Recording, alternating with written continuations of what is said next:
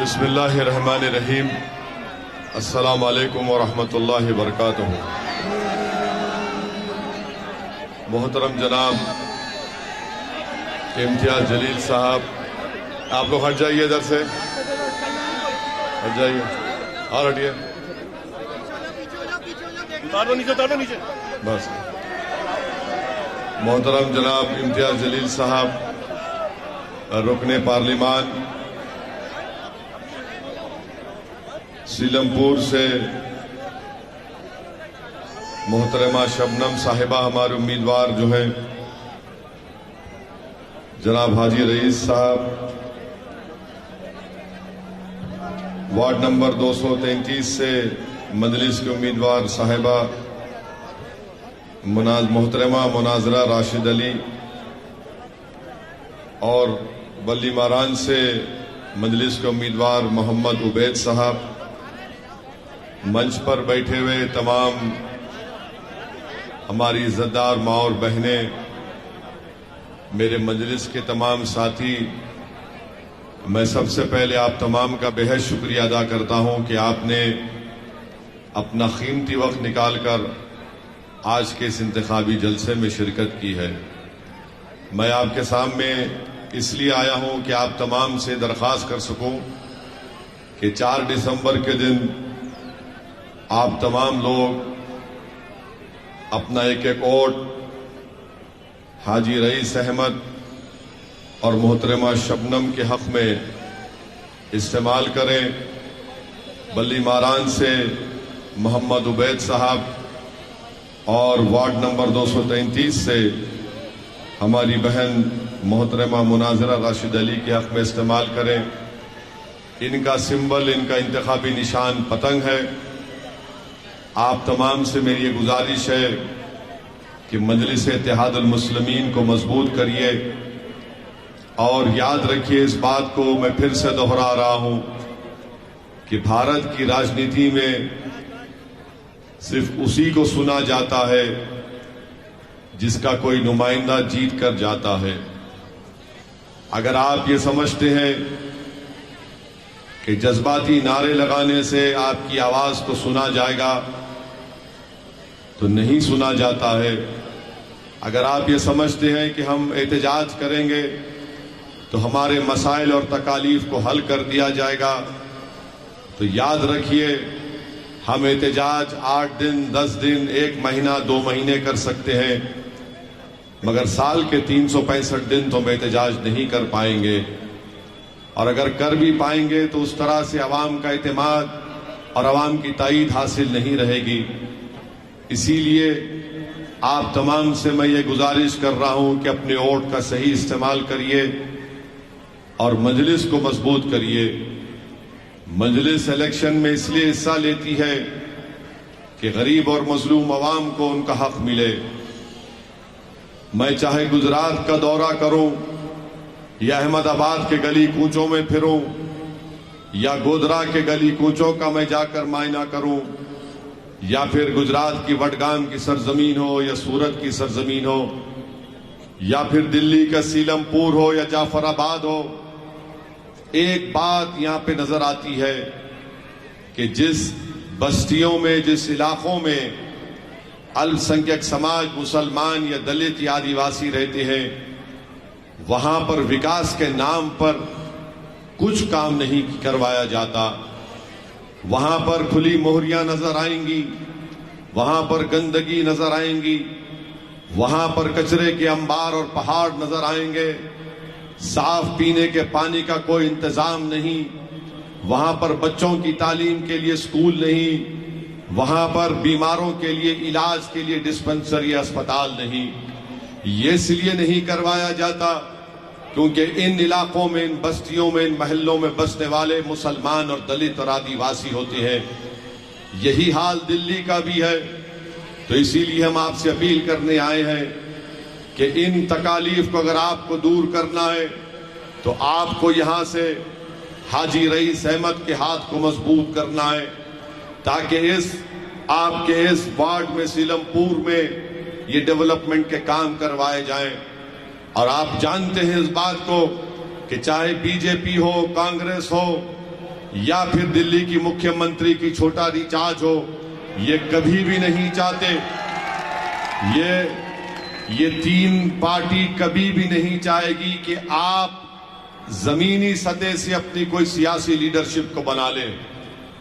वो हरगिज इस बात को पसंद नहीं करेंगे कि आपकी एक आजाद सियासी क़ियादत यहां पर पैदा हो जाए। आपको मैं जिम्मेदारी के साथ बता रहा हूं कि आपने बरसों से कांग्रेस को वोट दिया। जब आप कांग्रेस से बेजार हुए तो आपने दिल्ली के मुख्यमंत्री के पार्टी को वोट दिया, मगर आप खुद फैसला करिए कि आपको क्या हासिल हुआ। आपने अपना वोट तो इस्तेमाल किया, मगर आपके मोहल्ले में कौन सा काम हुआ? आपके बच्चों के लिए कौन से स्कूल खोले गए? अगर स्कूल भी खोल दिए जाते तो वहां पर टीचर नहीं है, जैसा यहां पर इस वार्ड में, सीलमपुर के वार्ड में है। कौन से सफाई का इंतजाम किया गया? अभी हमने सुना कि हाजी रईस अहमद साहब ने कहा कि कचरा उठाने की 10 गाड़ियां मंजूर है, सिर्फ 3 काम करती हैं। तो मालूम हुआ 7 गाड़ियों पर कब्जा हो चुका है यहां के मौजूदा कॉरपोरेटर साहब का। अभी हाजी रईस साहब ने बताया कि 250 सफाई कर्मचारी काम करना है सीलमपुर वार्ड में, और 100 काम करते हैं। 150 की तनख्वाह कौन उठाता है आप जानते हैं। मेरे अजीज दोस्तों और बुजुर्गों, इन्हीं तकालीफ को, इन्हीं मसाइल को हल करने के लिए मैं आपके दरमियान में आकर आपसे गुजारिश कर रहा हूं कि 4 दिसंबर के दिन आपको मुत्तहदा तौर पर अपने के कोर्ट का इस्तेमाल करना पड़ेगा। जब तक आपकी लीडरशिप पैदा नहीं होगी, आपके तकालीफ हल नहीं होंगे। वरना याद रखिए कि आप जिस तरह से पिछले 50 साल से कांग्रेस को वोट देते आए, आपने कांग्रेस से आप बेजार हुए क्योंकि कांग्रेस ने आपको धोखा दिया, तो आपने दिल्ली के मौजूदा मुख्यमंत्री को वोट दिया। मगर आपकी लीडरशिप कहां है? कोई कहेगा कि नहीं, दिल्ली के मुख्यमंत्री की पार्टी में भी लोग जीत कर आते हैं, मगर वो गूंगे और अंधे बनकर बैठते हैं। उनको इस बात की इजाजत नहीं है कि दिल्ली के मुख्यमंत्री के साथ खड़े होकर उसकी आंख में आंख डालकर कहे कि तुमने जुल्म किया है, तुमने झूठ बोला है तबलीगी जमात के बारे में। इतना बड़ा झूठ तबलीगी जमात पर इल्जाम लगा दिया गया। पूरे मुल्क में जब कोविड शुरू हुआ तो सबसे पहले अगर किसी ने कोविड के दौरान में जब लोग तड़प रहे थे, मर रहे थे ऑक्सीजन के लिए, अस्पताल के बेड के लिए, तो ऐसे वक्त में दिल्ली के मुख्यमंत्री ने सारे देश में अपना जहर उगला और कहा कि कोविड अगर फैल रहा है तो तबलीगी जमात से फैल रहा है। यही मुख्यमंत्री था। नहीं, थाली मारना नहीं है, थाली मारने के लिए नहीं कह रहा हूं, ना तुम्हारे से दाद हासिल करने के लिए कह रहा हूं। मेरा मकसद यह है कि जब आप यहां से उठकर जाएंगे तो एक सोच और फिक्र लेकर जाएं। जिस दिल्ली के मुख्यमंत्री ने तबलीगी जमात को बदनाम किया, मुसलमानों को बदनाम किया, और जब कोविड की लिस्ट जारी की जाती थी तो उसमें एक तरफ कहा जाता था कि इतने कोविड के पेशेंट हैं, बाजू लिखा जाता था तबलीगी जमात सुपर स्प्रेडर से इतने पेशेंट बढ़ गए। और पूरे मुल्क में, पूरे वतन अजीज में मुसलमानों को शक की निगाहों से देखना शुरू कर दिए लोग। अरे ये दाढ़ी वाला है, ये बुर्का पहनने वाली है, इससे कोविड फैल रहा है। नफरत बढ़ गई, कई लोगों पर हमला हुआ, इलाज नहीं हुआ, और उसका तमाम की तमाम जिम्मेदारी मौजूदा दिल्ली के मुख्यमंत्री पर आयद होती है। अब जब हम ये बयान करते हैं तो दिल्ली के मुख्यमंत्री के चमचे बोलेंगे, देखो वैसी भड़काऊ भाषण दे रहा है। मैं भड़काऊ भाषण नहीं दे रहा हूं, सच्चाई को बयान कर रहा हूं। आप जानते हैं, सारी दुनिया ने देखा उसको। फिर उसके बाद दूसरी तरफ आप चले जाइए, आप देखते हैं कि जब दिल्ली में फसादात हो रहे थे, दिल्ली में नफरत की आंधी बढ़ चुकी थी, ये दिल्ली का मुख्यमंत्री बजाय जाता लोगों से अपील करता कि भाई नफरत की आग को कम करो, हम इस देश के बाशिंदे हैं, हम भाई हैं, ये आग नहीं फैलनी चाहिए। कहां गया? गायब हो गया। और कहां जाता है? महात्मा गांधी के राजघाट पर जाकर अपने मंत्रियों को लेकर आंख और मुंह बंद करके बैठ जाता है। जनता के घर जल गए, लोग मर गए, दिल्ली का मुख्यमंत्री गायब, रूपोश, कहीं पर नजर नहीं आया। तीसरी मिसाल इसकी आपके सामने है कि शाहीन बाग का एहतजाज चल रहा था, CAA के खिलाफ हम सब ने एहतजाज किया और दुनिया ने देखा कि मैं और इम्तियाज जलील ने नरेंद्र मोदी के 300 MPओं के सामने लोकसभा में उनकी आंख में आंख डालकर कहा कि CAA का कानून भारत के संविधान के खिलाफ है, यह काला कानून है। हमने उस कानून के कागज को फाड़ दिया। और जब एहतजाज चल रहा था तो पूछो दिल्ली के मुख्यमंत्री से कहां पर था, तो कहा कि अगर शाहीन बाग, अगर मुझे मौका मिलता तो मैं शाहीन बाग को आधे घंटे में 15 मिनट में हटा देता था। फिर दिल्ली के फसादात में इन्हीं की पार्टी का एक शख्स जो बीजेपी में चला गया, उसने नारा लगाया देश के गद्दारों को गोली मारो। उसके खिलाफ FIR दर्ज नहीं करवाता, मगर तबलीगी जमात के खिलाफ FIR दर्ज कराते हैं मुख्यमंत्री। मेरे अजीज दोस्तों और बुजुर्गों, ये दिल्ली के मुख्यमंत्री का असली चेहरा है, ये दिल्ली के मुख्यमंत्री की असली सोच है। ये दिल्ली का मुख्यमंत्री जरूर बन गया गलती से, मगर याद रखिए ये 2013 का नरेंद्र मोदी है। ये आगे चलकर नरेंद्र मोदी के रिकॉर्ड को तोड़ना चाहता है।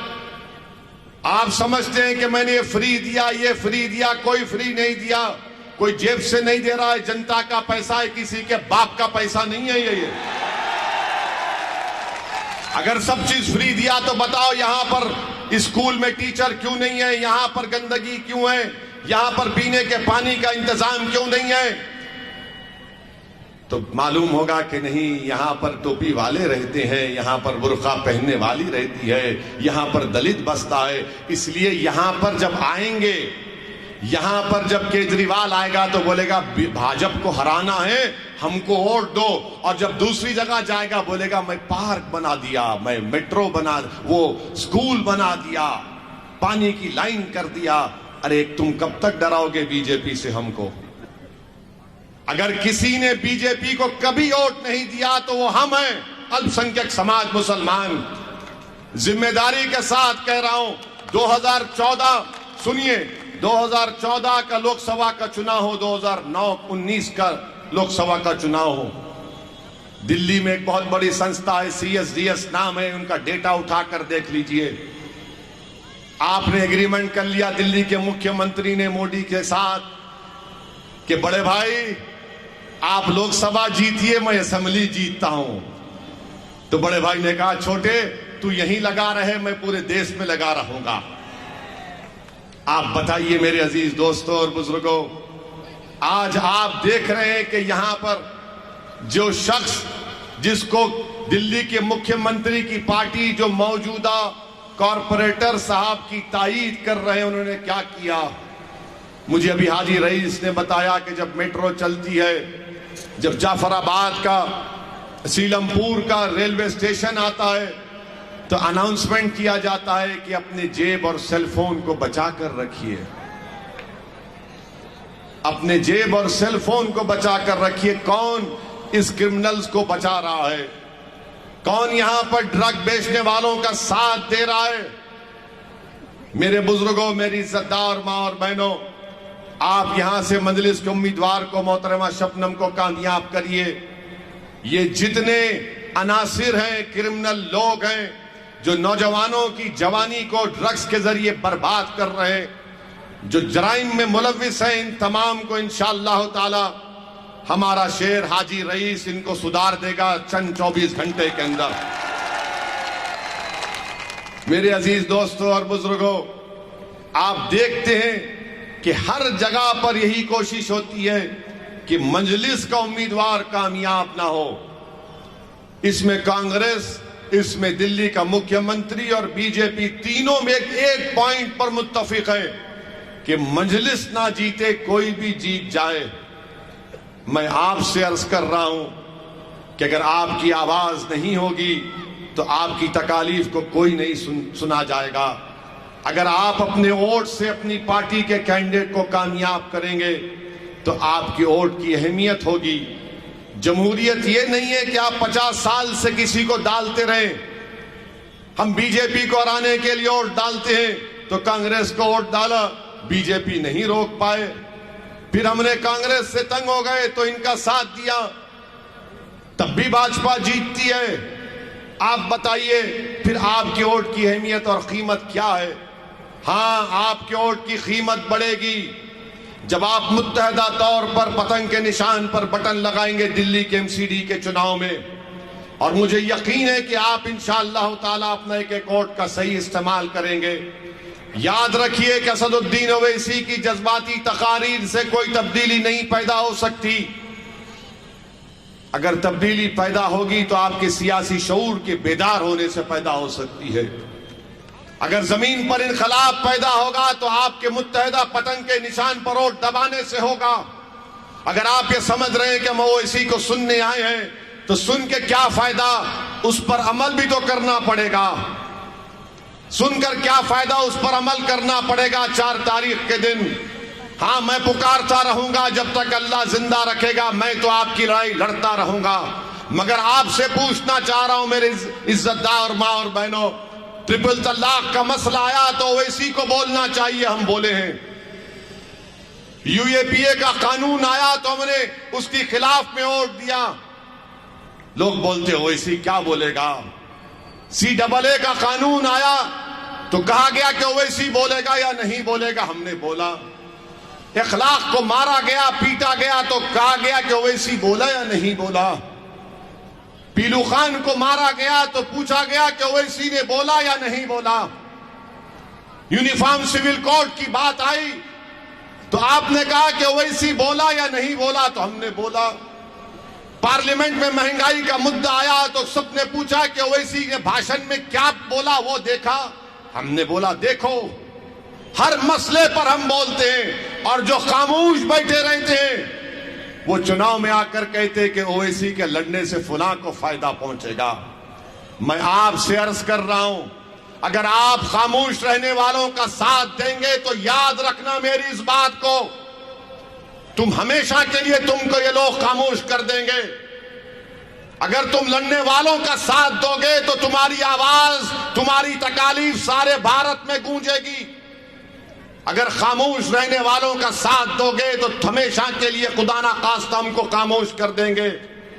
ये कहेंगे कि इस पर मत बोलो, उस पर मत बोलो, ऐसा मत करो, बीजेपी को फायदा हो जाएगा। बीजेपी को फायदा मुझसे नहीं हो रहा है, बीजेपी को फायदा इनसे हो रहा है। चाहे कांग्रेस हो या केजरीवाल की पार्टी हो, इनमें इतनी ताकत नहीं है कि बीजेपी को हरा सकें और गले में सांप लाकर हमारे डालते हैं कि तुम रोको बीजेपी को। अरे अगर मैं हाथ उठाकर आज आपसे पूछूंगा कि क्या आपने 2014 में और 19 में बीजेपी को वोट दिया तो हाथ उठाओ, और अगर नहीं दिया तो हाथ उठाओ। कितनों ने नहीं दिया बीजेपी को, हाथ उठाओ। फिर कैसे जीती बीजेपी दिल्ली में? कैसे जीती बीजेपी दिल्ली में? क्या मैंने कहा तुमको आकर? समझो मेरी बात को मेरे भाई। मुझे बदनाम करो, मुझे कोई एतराज नहीं है, मुझे खत्म कर दो, मुझे कोई एतराज नहीं है। मगर तुम समझो इस बात को, आप समझो इस बात को कि आपके वोट से बीजेपी नहीं जीत रही है। कांग्रेस और केजरीवाल के वोट से मोदी प्रधानमंत्री 2 मर्तबा बन गए और गले में सांप हमारे गले में लाकर डाल दिया जाता है। अरे मरता है अखलाक है, पत्थर हम खाते हैं। बुरखे पर मसला उठता है तो बुरका कौन पहनता है? सब हम मसाइब हम पर आते हैं और फिर जब चुनाव आता है तो कहते हैं कि नहीं नहीं, ओवैसी को दोगे तो भाजपा को फायदा होगा। अरे तुम इतने चुनाव हार गए, बेगैरत हो क्या तुम लोग? ये कांग्रेस और आप बीजेपी को नहीं हरा सकते, तो मगर आप और हमारे दरमियान में आकर कहेंगे नहीं नहीं, ओवैसी की बात को यकीन मत करो। पूछो इनसे बुरखे के मसले पर क्या बोला केजरीवाल, पूछो, बुलाकर पूछो उसको, दिल्ली के मुख्यमंत्री को कि बोलो यूनिफॉर्म सिविल कोड पर तुम्हारी राय क्या है, बिल्किस बानो पर तुम्हारी राय क्या है। पूछो उससे कि बुरखे पर तुम्हारी राय क्या है।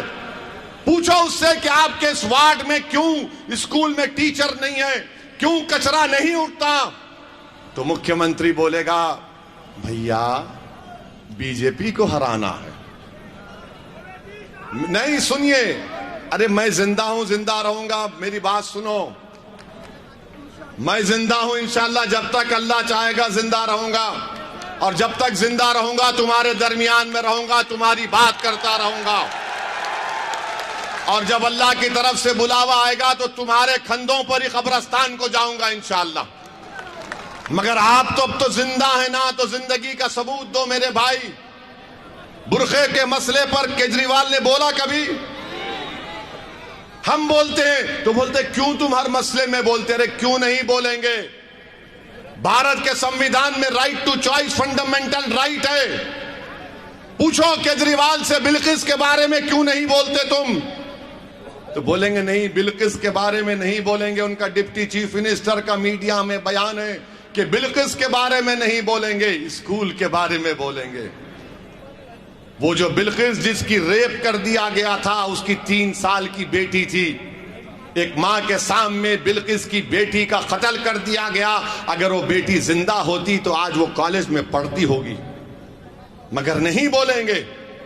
मेरे अजीज दोस्तों और बुजुर्गों, मेरी आपसे गुजारिश है कि आप मजलिस पार्टी का एक मर्तबा साथ दीजिए, मजलिस के उम्मीदवारों को कामयाब करके एमसीडी में भिजाइए, ताकि आपकी एक सियासी ताकत नजर आए।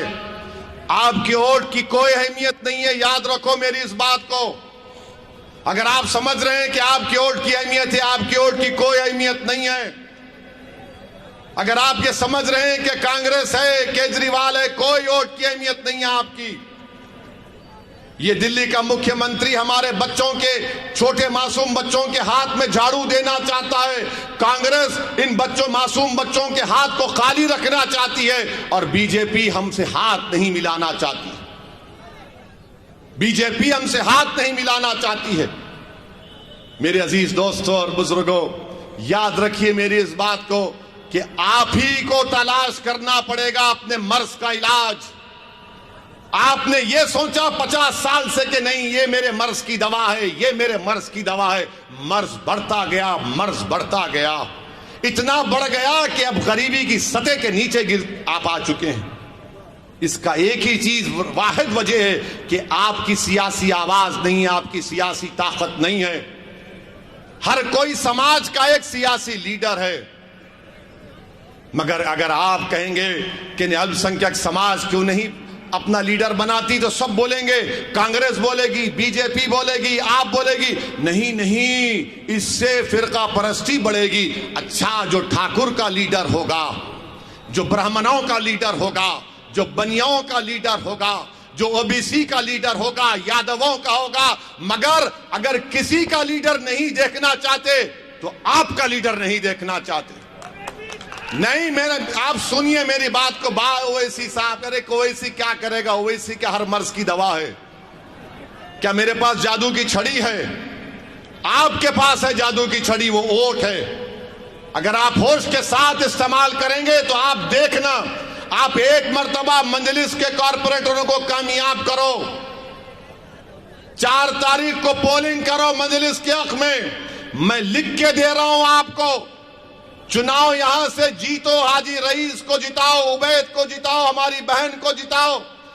1 महीने के अंदर जनवरी खत्म होने से पहले दिल्ली का मुख्यमंत्री इस चौरस्ते पर आकर बोलेगा कि भैया माफ कर दो, ओवैसी के बातों में मत आओ।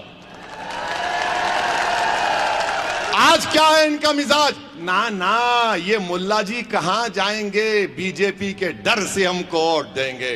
मैं आपको कह रहा हूं, दुनिया में अगर आए हैं तो रब्बे करीम के हुक्म से आए हैं। डरना किसी हुकूमत से नहीं है। कानून सबके लिए बराबर है। बाबा साहिब ने कानून बनाया।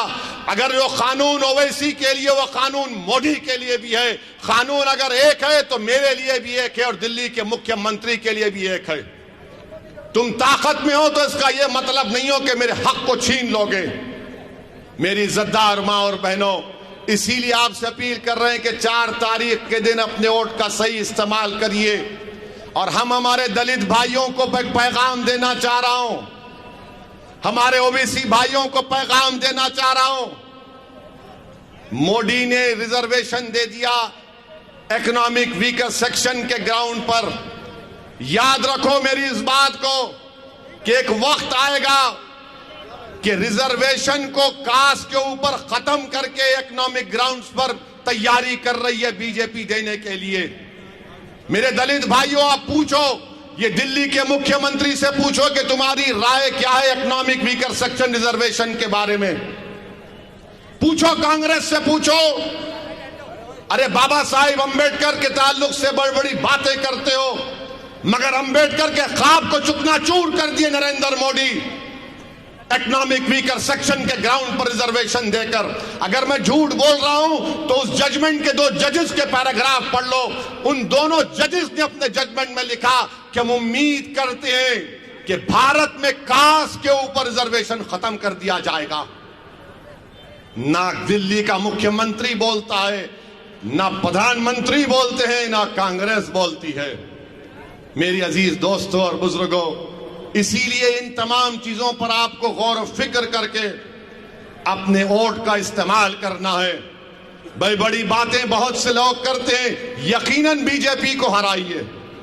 अरे बीजेपी के खिलाफ हम ही तो वोट दे रहे दिल्ली के मुख्यमंत्री, क्योंकि हमने भाजपा के खिलाफ वोट दिया। हमारे बच्चे जेल में हैं। क्या खालिद सैफी जेल में नहीं है? क्या खालिद सैफी की बीवी रोते हुए वीडियो नहीं जारी की कि मेरा पति बीमार है, जेल में, उसका इलाज नहीं हो रहा है, मर जाएगा? क्या आपकी आंख खोलने के लिए काफी नहीं है कि खालिद जेल में है, उसकी पत्नी वीडियो जारी करती है इलाज के लिए, और ये दिल्ली के मुख्यमंत्री का एक मंत्री जेल में है तो उसके पैरों को तेल लगाया जा रहा है। ये तुम्हारी जिंदगी है, ये हमारी इज्जत है कि बीवी पुकार रही है अपने पति के लिए। उससे बड़ा इल्जाम दिल्ली के मुख्यमंत्री के मंत्री के ऊपर है, ईडी का केस है उसके ऊपर, मगर उसको जेल में तेल लगाया जा रहा है। और खालिद को जेल में ले जाने से पहले लाठियों से मारा गया था। आप आज अगर आंख नहीं खोलेंगे तो कब खोलोगे? जब कयामत आओगी, जब होश में आओगे आप? कब होश में आओगे आप? बताओ मेरे को। मेरी अल्फाज अगर आपको तकलीफ पहुंचा रहे हैं तो मुझे माफ कर देना एक पागल समझकर, मगर मैं आपको अपना समझकर, अपनों के दरमियान में खड़े होकर अपनी दिल की तकलीफ को बयान कर रहा हूं, सच्चाई को बयान कर रहा हूं। आज उठने का वक्त है। अपने वोट की कीमत को जानो, अपने वोट की अहमियत को जानो। अगर आप गरीब हैं, कमजोर हैं, मसलूम हैं, तो फिर वोट की अहमियत को समझो। आपको वोट को इस्तेमाल करना पड़ेगा अच्छी तरीके से। और 4 दिसंबर के दिन अपना एक एक वोट पतंग के निशान पर लगाइए। कामयाब करिए हाजी रईस को, बल्ली मारान से, ओकला से, जहां जहां मजलिस के कैंडिडेट खड़े हैं। और उस पर भी मीडिया हमसे सवाल करता, जो छोटे रिचार्ज के चार्ज के ऊपर है। सुन लो मीडिया वाले, जो छोटे रिचार्ज के चार्ज पर काम करते हैं, तुम आकर हमसे सवाल करते हो कि आप 16 सीट खड़ा किए तो भाजपा को फायदा पहुंचेगा। अरे मीडिया वालों, कितनी मलाई खाओगे तुम छोटे रिचार्ज की? कितनी मलाई खाओगे छोटे रिचार्ज की? 250 एमसीडी की सीटें हैं, 16 हम लड़ रहे हैं, बाकी पे बोलो जीत जाओ। ये 16 छोड़ दो तो बोलेंगे नहीं, ओवैसी की पार्टी का एक भी नहीं जीतना चाहिए। मेरी इज्जतदार मां और बहनों, मेरे बुजुर्गों, मेरी आपसे अपील है कि ये लड़ाई हमको और आपको मिलकर लड़ना है। ये रास्ता आसान नहीं है, कठिन है, मगर मंजिल को पा सकते अगर जिसके पास हौसला और आजम होगा, जिसके पास जिद होगी, जिसके पास एक धड़कता हुआ दिल होगा। जो इंसान है, जो देखेगा तकलीफ को देखकर उसकी आंख में आंसू पैदा होते हैं, वो जरूर मुझे यकीन है कि मंजिल को वोट देगा। हाँ, अगर कोई होगा जो ड्रग्स को बढ़ाना चाहता है, जो गुंडागर्दी को बढ़ाना चाहता है, तो वो जाएगा दिल्ली के मुख्यमंत्री के ताईदी उम्मीदवार के लिए। मगर अगर कोई शराफत चाहता है, तरक्की चाहता है, अमन चाहता है, विकास चाहता है, तो हाजी रईस का साथ देगा, मजलिस का साथ देगा। तो मैं आप तमाम से अपील करता हूं कि 4 दिसंबर के दिन सुबह के अवलीन वक्तों में आप अपने घर से निकलिए और अपना एक एक वोट पतंग के निशान पर बटन दबाकर अपने इत्तेहाद का सबूत दीजिए। क्या आप तमाम इंशाअल्लाह पतंग को वोट देंगे 4 दिसंबर के दिन? तो हाथ उठाकर बता दीजिए कि आप मजलिस को वोट देंगे। आप तमाम लोगों को बताइए, अगर आज जितने लोग यहां पर आए, आपसे अपील है कि एक एक आदमी जो यहां पर है वो 5-5 लोगों की जिम्मेदारी ले ले, बूथ पर जाए, बूथ पर वोट डाले, जनता को, अपने दोस्त को, रिश्तेदारों को लेकर जाकर वोट का इस्तेमाल करवाए और मजलिस की कामयाबी आपकी कामयाबी होगी, आपके इत्तेहाद की कामयाबी होगी। आपका बेहद शुक्रिया कि आप अपना वक्त निकाल कर आए। अस्सलाम वालेकुम व रहमतुल्लाहि व बरकातहू। नारे तकबीर।